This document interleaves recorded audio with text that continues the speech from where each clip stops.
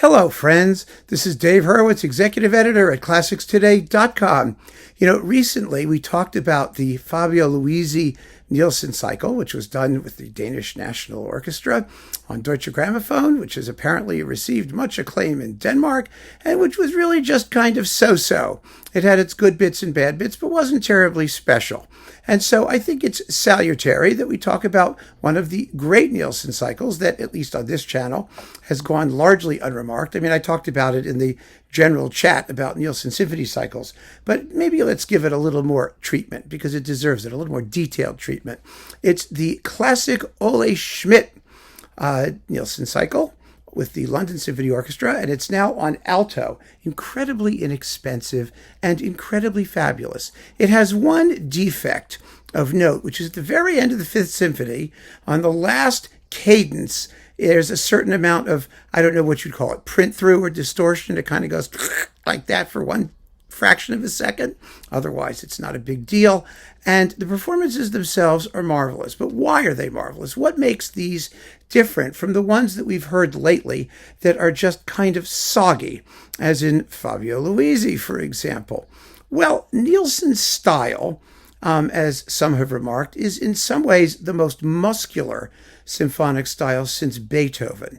You'll notice, for example, that all of his symphonies, up to 5 and 6, 1, 2, 3, 4, begin immediately. There are no slow introductions or preparations. They just run out of the gate like a racehorse.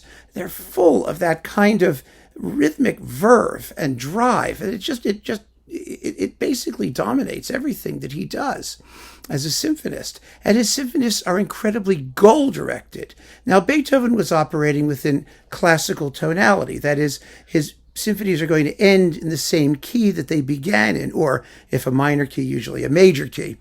But Nielsen is progressively tonal. He's a little different. He's heading towards a goal which is other than where he started. But it doesn't make any difference because the concept is the same. The idea is to be as forward-driving and progressive as you can possibly be as the musical argument unfolds within each movement. So great performances are all about rhythm and drive and pacing. Pacing is critical. Choosing the correct tempo, making sure that the music has that sense of energy, whether it's quiet or slow. The energy always has to be there in reserve. It has to erupt naturally when it erupts. And so that's something these performances just have.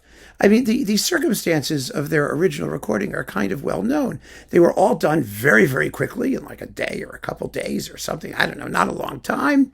The London Symphony Orchestra could not have been terribly familiar with all of the music, but they play very, very well, perfectly professionally. There's always that sense of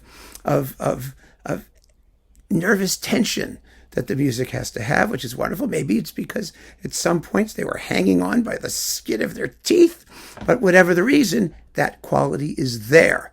And it's absolutely essential. And then there is that muscularity. How do you get muscularity? What's muscularity in music? Muscularity is, on the one hand, it's, like I said, rhythm and tempo. On the other hand, it's timbre and texture. And that's really, really important. Like so many composers who were string players, Nielsen uses the strings as the motor that drives the orchestra forward. His string writing is often very ungrateful. There's a lot of notiness, a lot of sawing and hacking, which string players tend not to like because they like to get the tune and do all the cantabile stuff. And he lets them have the tune. Often is not, but there's also a lot of busy work. And so that's one thing. And the other thing means that if the strings are going to be doing that, you have to pay a lot of attention to the woodwinds and the brass and the percussion when it's there. It's critically important to let the woodwind shine and to let those brass really tell when they have those driving accompanying rhythms as well. And so the textures are really, really important. One of the nice things about this cycle is that they have that leanness of sound that Nielsen needs. The strings of the LSO, well, they were never the Vienna Philharmonic. They were never that sumptuous. The trouble with Luisi's cycle is that it's too sumptuous. The strings are, they're gorgeous. They're rich. They're yummy. But yummy isn't the point here. It really isn't. You want to hear the woodwinds, you want to hear the brass, you want to hear those timpani pounding like crazy in the finale of the fourth, you want to hear the crazy snare drum cadenza in the fifth. I mean, this is all very present in these performances. And some people might prefer a warmer, richer sound, and I can understand that. I mean, this may be lean to a fault. It was lean also, for example, in the Kertész Dvorak cycle, also with the LSO. The orchestra had that kind of rustic sound to it, a certain rawness, a certain edge, but it benefits the music. It's not a question of pretty playing or ugly playing or great playing or not so great playing or an orchestra that knows what it's doing or doesn't know what it's doing. It's a question of idiom. What is idiomatic? What really makes the music go? And these performances make the music go. The sonics are not top-notch. These were originally issued on Unicorn recordings.